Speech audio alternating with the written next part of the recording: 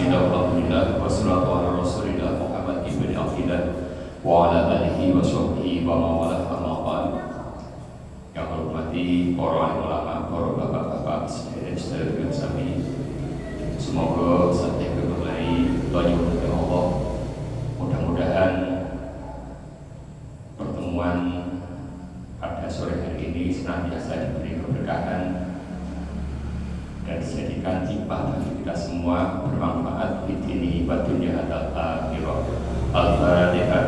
A'udzu billahi minasyaitonir rajim. Bismillahirrahmanirrahim. Alhamdulillahirabbil alamin arrahmanir rahim maliki yaumiddin. Iyyaka na'budu wa iyyaka nasta'in ihdinas siratal mustaqim siratal ladzina an'amta 'alaihim ghairil maghdubi 'alaihim waladdallin. Qala al-musannifu rahimahullahu ta'ala wa nafa'ana bi ulumi bidharaini amin ya rabbal alamin. Atini fima amartuka wa la tahsini fima nasartuka. Ikmalu al-aqli ittiba'u ridwanillah ta'ala wa jinabu syuhdihi. Lanjutaken keterangan ini niku sing terakhir niku masalah nafsu. Terus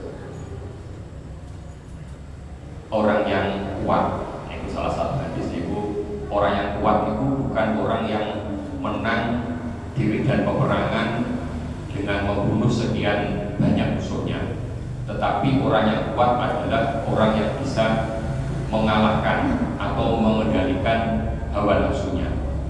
Terus ini perlu kita bahas. Nafsu itu yang harus kita kendalikan adalah nafsu yang tidak baik. Nafsu yang madmumah, yang jelek, itu yang harus kita kendalikan. Ketika seseorang bisa mengendalikan hawa nafsunya, maka orang itu adalah termasuk atau disebutkan orang yang kuat. Para nabi pada zaman dahulu itu, pada kitab ini diterangkan, diwahyukan dua hal kepada para nabi. Dua hal itu adalah taatlah kepadaku pada apa yang aku perintahkan, jangan mendurhakaiku atas apa yang aku perintahkan kepadamu. Ini wahyu Allah pada nabi. Ini makna taat di situ, menjalankan perintah, menjauhi larangannya. Kemudian bagaimana kita untuk menyempurnakan akal. Ikmalu al-aqli ittiba'u ridwanillah ta'ala wa jinabu syuhdihi. Jadi menurut dawuh kitab ini, untuk menyempurnakan akal itu dapat dilakukan dengan dua hal. Yang pertama yaitu mengikuti ridho Allah Subhanahu wa ta'ala, dan yang kedua menjauhi murka Allah Subhanahu wa ta'ala. Mengikuti ridho Allah, menjauhi murka Allah. Bagaimana kita tahu bahwa sesuatu itu menjadi perintah Allah dan mendapatkan ridhonya, dan bagaimana kita tahu bahwa sesuatu itu harus kita jauhi karena itu menjadi murka Allah? Bagaimana kita tahu? Kembali lagi, dasar dari kita belajar. Kita wajib belajar mulai ketika kita di dalam rahim sampai nanti kita masuk atau dikubur di dalam tiang lahat. Ini adalah kewajiban kita. Berarti kita itu wajib mengetahui apa-apa yang menjadi perintah Allah kepada umatnya, dan juga kita wajib mengetahui apa-apa yang menjadi larangannya. Perintahnya di salah satunya dengan ikhtiar duduk dalam majelis ini kan untuk mengetahui oh ini diperintahkan, oh ini dilarang.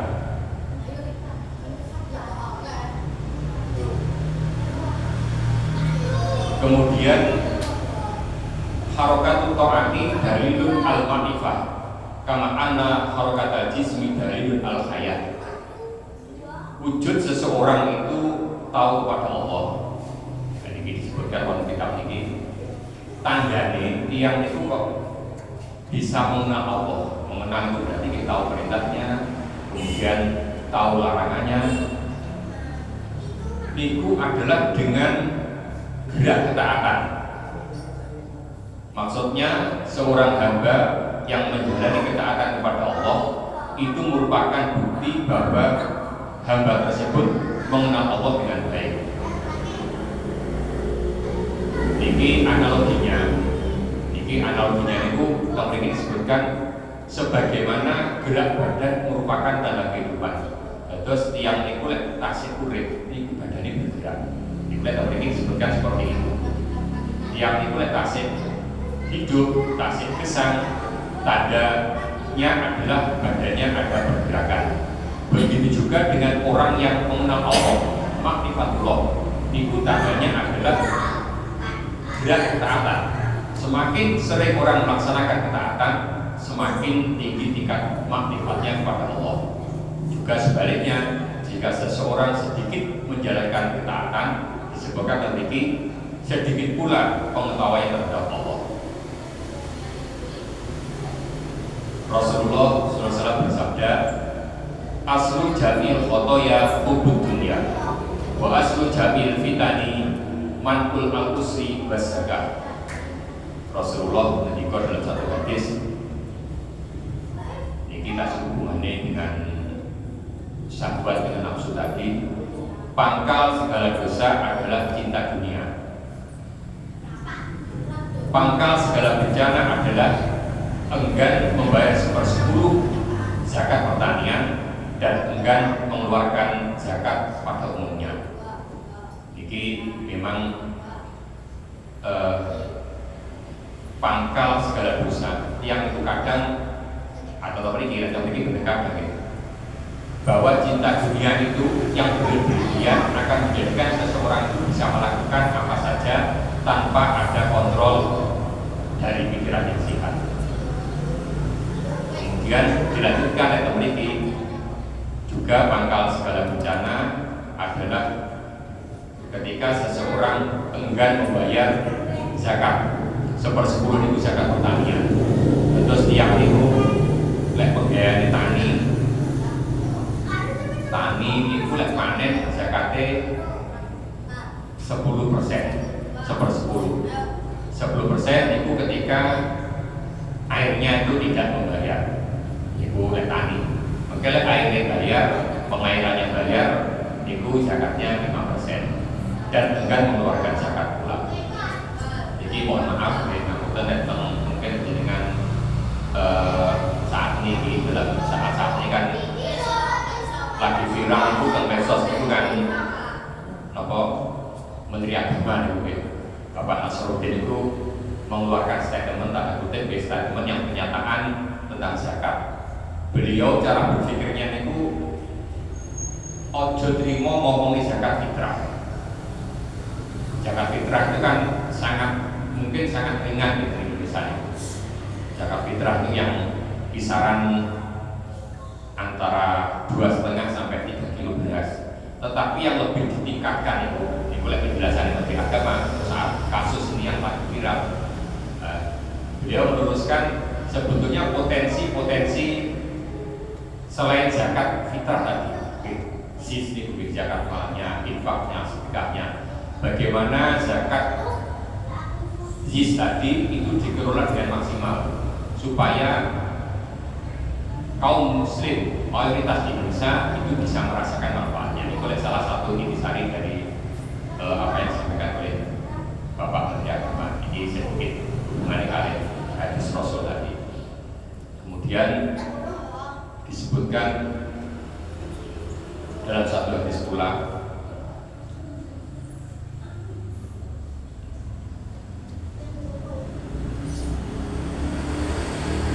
bahwa Nabi SAW pernah bersabda,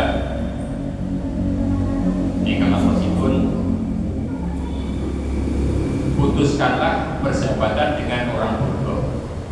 Ini yang perlu dimaknani itu yang dimaksud mengerti nopo ini dijelaskan kita disuruh memutus bersahabat dengan orang bodoh. Orang bodoh itu seperti apa? Itu bukan orang yang egonya rendah, bukan orang yang telah memikirnya sulit. Kemudian dijelaskan dan kita memiliki yang dimaksud orang bodoh dimana orang yang melakukan sesuatu tidak sesuai konteks, tidak sesuai dengan syariat, dan dia sadar bahwa itu buruk dilakukan. Berarti intinya orang bodoh itu orang yang bermaksiat kepada Allah. Dia tahu perbuatan itu dosa, tetapi dilakukan. Itu namanya tapi ini disebutkan sebagai orang yang bodoh gitu. Terus orang bodoh itu tahu hukumnya, tetapi masih suka melakukan. Maksudnya hukum yang tidak baik itu dilakukan kerja. Ini kita disuruh untuk memutus persahabatan karena sifatnya yang buruk itu. Kemudian selanjutnya disebutkan ada dua perkara. Ini kita hadis Rasulullah. Beliau bersabda, ada dua perkara yang siapa saja memilikinya, Allah akan mencatatnya sebagai orang yang pandai bersyukur dan penyabar atau bersabar. Dan terus yang niku gadah dua perkara ini, niku Allah akan mencatat orang tersebut sebagai yang pinter bersyukur dan bersabar. Sebaliknya, siapa yang tidak memiliki keduanya, Allah tidak mencatatnya sebagai orang yang pandai bersyukur dan bersabar. Yang pertama adalah siapa saja yang mengukur agamanya dengan orang yang lebih tinggi derajatnya, kemudian dia mengikutinya, dan mengukur dunianya dengan orang yang lebih miskin darinya, lalu dia bersyukur kepada Allah atas karunia yang diberikan kepadanya, maka Allah mencatat dia sebagai orang yang pandai bersyukur dan penyabar. Ini kan sering untuk penyemangat kita. Urusan agama kita disuruh melihat yang di atas. Maksudnya itu yang di atas yang lebih baik daripada kita. Urusan agama itu pada ibadah dan seterusnya kita disuruh melihat orang di atasnya. Tetapi untuk urusan dunia itu kecenderungan tentang materi. Niku kita disuruh melihat yang di bawah kita.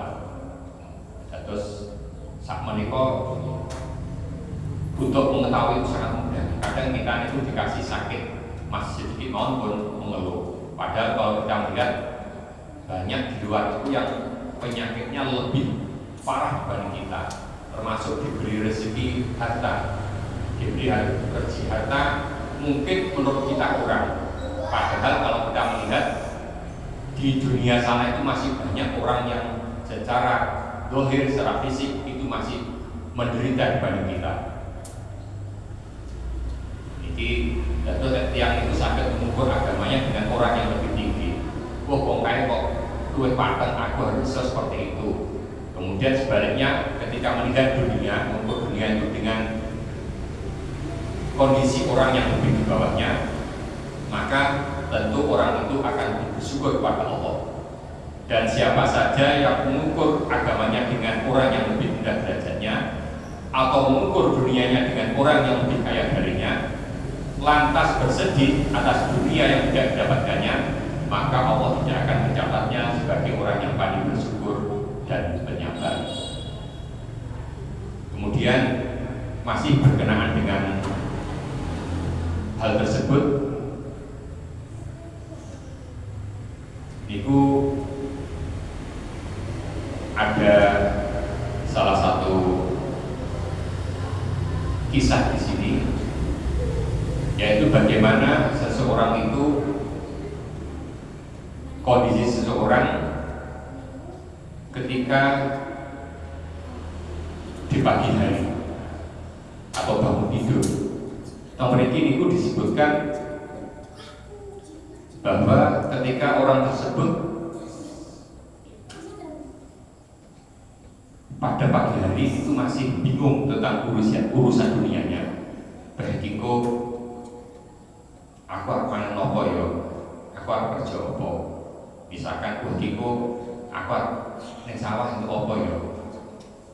Orang itu memikirkan dunianya.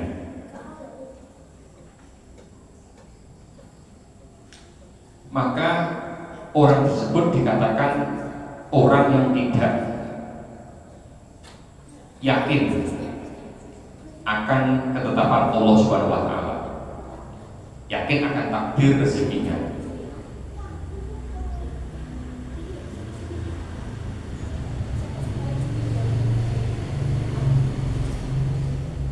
Karena ketika seseorang masih meragukan itu kan berarti meragukan yang lebih pas bagaimana. Ini disebutkan kita kalau bangun tidur itu kan disunahkan untuk berdoa bangun tidur itu Alhamdulillah alladzi ahyana ba'dama amatana wa ilaihi nusyur. Yang pertama kali yang harus kita ucapkan ketika kita bangun tidur pagi hari itu adalah kita memuji kepada Allah, bersyukur dulu. Alhamdulillah, bersyukur pada Allah yang sudah membangunkan kita, menghidupkan kita kembali setelah kita dari amatana, dari tidur ibaratnya kematian. Tentu ketika kita hidup, yang hidup itu kan sudah satu paket ya. Allah menjadikan kehidupan seseorang itu, orang diberi hidup itu pasti satu paket itu sudah diberi rezekinya. Itu sudah satu paket. Terus pun bingung ya. Misalkan maksudnya mengeluh di pagi hari. Kemudian salah satu nasihat dari As-Sibli, idza arata antas ta'isa billah fas tauhis min nafsika.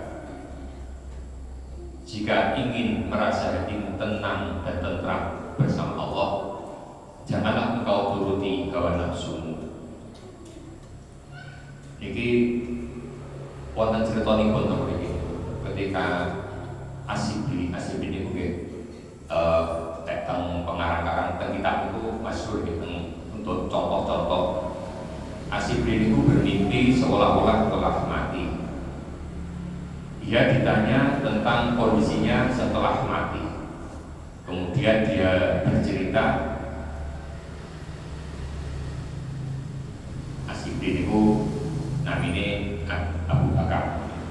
Wahai Abu Bakar, apakah kamu tahu mengapa, sebab apa aku mengampuni dosa-dosamu? Ini ceritanya As-Sibli niku. Terus ketika tidur, seolah-olah dia mimpi seolah-olah mati. Ketika mati itu dia ditanya, wahai Abu Bakar, apakah kamu tahu mengapa, sebab apa aku mengampuni dosa-dosamu? Kemudian aku As-Sibli menjawab, sebab amal salehku. Allah berfirman, bukan. As-Sibli berkata, sebab keikhlasan ibadahku. Allah berfirman, bukan. Kemudian As-Sibli menambahkan, sebab haji, puasa, dan sholatku. Allah kembali berfirman, bukan. Kemudian aku pun bertanya keheranan. Ini diceritakan As-Sibli itu bertanya keheranan, lantas sebab apa wahai Tuhanku? Kemudian Allah menjawab, ingatkah saat engkau berjalan di sebuah lorong ibadat, bukankah engkau menjumpai seekor anak kucing yang lemas akibat cuaca yang ekstrim hingga dia meringkuk kedinginan di sudut bangunan? Dengan rasa sayang, kemudian engkau mengambilnya, meletakkannya dalam sebuah keranjang yang engkau bawa, dan melindunginya dari udara yang dingin. As-Sibli menjawab, ya hamba ingat. Kemudian Allah berfirman, karena kasih sayangmu terhadap anak kucing itulah aku memberimu rahmat. Ini versi lain kuatah. Terus ini berarti bagaimana seharusnya kita bersikap terhadap makhluknya Allah. Terus pernah diceritakan itu ketika kita melihat orang yang bermaksiat, itu kan kita tidak boleh benci terhadap orangnya. Terus lek yang bermaksiat melakukan sesuatu yang jelek, itu kita tidak boleh benci dengan orangnya. Tapi yang kita benci itu adalah tingkah lakunya, perbuatannya. Ini untuk menimbulkan rasa sayang kita terhadap makhluknya Allah. Seperti contoh ini tadi tentang kitab ini. Terus ada orang diberi rahmat Allah, Rahman Rahimnya, demi rahmatnya diampuni dosa-dosanya hanya karena menolong, menyelamatkan seekor kucing yang dalam kedinginan lemas itu diselamatkan dengan kasih sayang. Dalam cerita yang lain juga disebutkan, di dalam kitab yang lain tentunya, ini ada orang yang masuk itu, ada orang yang diberi rahmat ampunan Allah. Ini itu ceritakan ada seorang wanita apa sana ini wanita bahasanya saat ini apa nih apa versi atau ada bahasa yang lebih modern lagi gitu. Bukan BTS, bukan wanita tunasudra, bukan. Ini ada lagi apa yang harapan apa gitu ya, wanita yang itu kan diampuni Allah banyak gara-garanya kan memberi minum seekor anjing. Itu kasih sayang. Kemudian ada imam yang terkenal itu Husatul Islam, Imam Ghazali. Beliau nulis kitab itu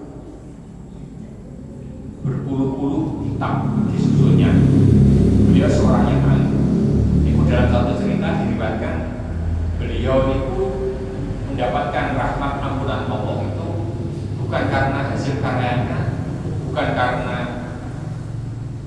ibadahnya, tetapi salah satu tentang cerita itu dikarenakan beliau membiarkan seekor lalat itu minum di dalam tinta untuk apa? Tinta yang dia mencelupkan penanya untuk menulis kitabnya. Itu ada lalat, ya mungkin karena tentang pondok itu nulis nopo mana kitab kuning itu kan mesti ada namanya bak itu ya, bak nopo. Itu bak kuningan itu diparingi tinta, mungkin tintanya pertama hapus itu terus kemudian kita punya namanya kolam pena yang tidak ada maksudnya dicelupkan. Itu kan Imam Al-Ghazali tulis kitab itu dicelupkan.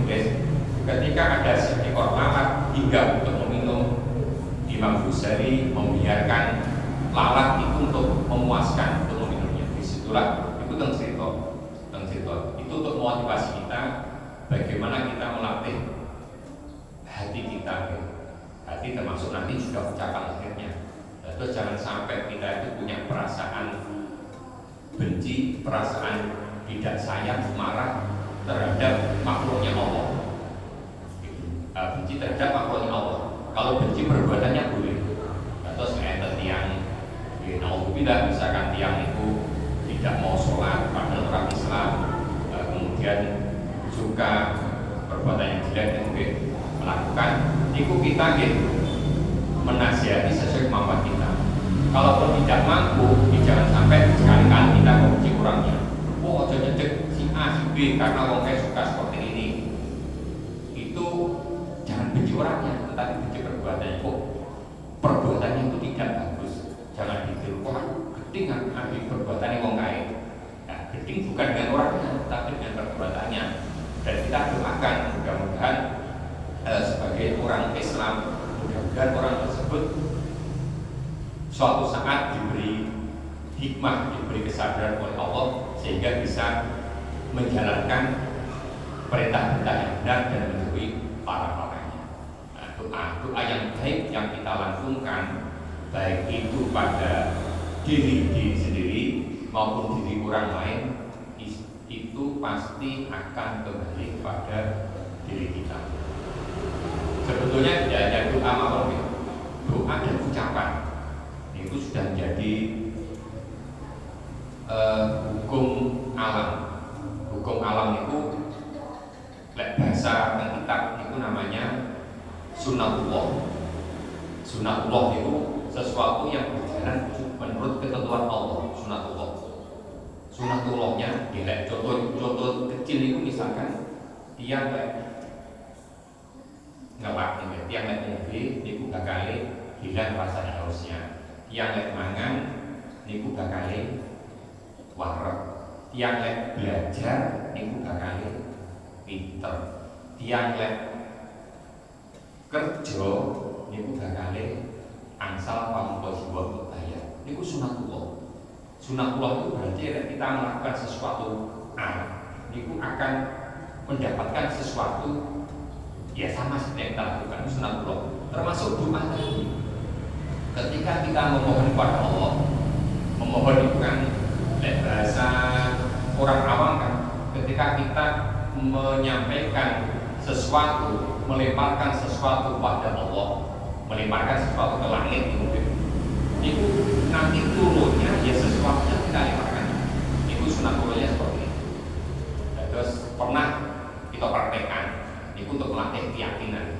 Mungkin sudah 2-3 tahun yang lalu itu kita praktekkan itu nggak sederhana. Kita nggak datang kalau ini jasa yang lagi novel itu kan pulpen ini sampai lek ini kopiah. Ketika saya lemparkan ke atas itu mungkin cebloknya itu bunyi. Dan ini baju keloncang ini cebloknya itu bunyi. Cebloknya itu bunyi. Tenggur nopo teng ngadap. Sunatullahnya sesuatu yang kita lempar ke atas pasti jatuh ke bawah. Itu sunatullah. Sunatullah itu untuk yakin, kita harus yakin. Jadi sesuatu yang oleh Allah dijanjikan pada umatnya. Kowe lo kerja, kowe tak kira rezeki. Kalau kita kerja sudah tidak usah mikir ini untuk rezeki pun tidak ya. Pasti Allah akan memberi rezeki. Itu yakin kita bukan pada kerjaan kita, tapi yakin pada janji Allah. Terus yakin itu bukan sesuatu dengan sesuatu yang kita lakukan. Aku ngoleh misalkan sholat itu dan seterusnya itu ya mudah-mudahan bermanfaat. Wallahu muwaffiq ila aqwamit thoriq. Wassalamualaikum warahmatullahi wabarakatuh.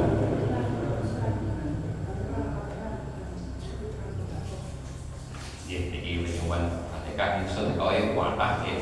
Jadi kita tambah, kita tambah. Kalau yakin menang, tiang niku pun ini sesuatu ke masjid, wes ngaku tadi niatnya gue bener gue enggak, itu pasti diberi keberkahan. Niat bener dikasih keberkahan, niat tidak bener itu dikasih keberkahan. Kemudian diberi keberkahan ini batunya al-akhirah al-fatihah. Bismillahirrahmanirrahim. Alhamdulillahirabbil alamin arrahmanir rahim maliki yaumiddin. Iyyaka na'budu wa iyyaka nasta'in ihdinas siratal mustaqim siratal ladzina an'amta 'alaihim ghairil maghdubi 'alaihim waladdallin. Amin. Monggo.